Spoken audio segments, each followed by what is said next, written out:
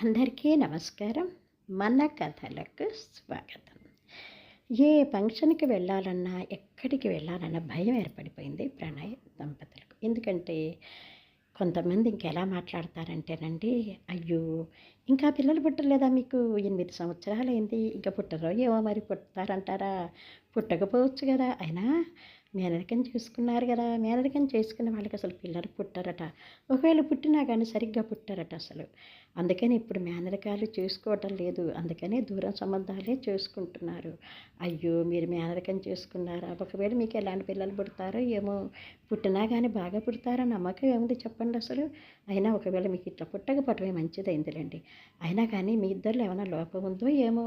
ఒకసారి డాక్టర్ దగ్గరికెళ్ళండి. ఎవరిలో లోపం ఉందో చెప్తారు కదా! మరి ఏదైనా మందులు వాడితేనే ఏమన్నా పుడతారో ఏమో మరి! ఒకసారి డాక్టర్ దగ్గరికి చెక్ చేయించుకోండి మీరు.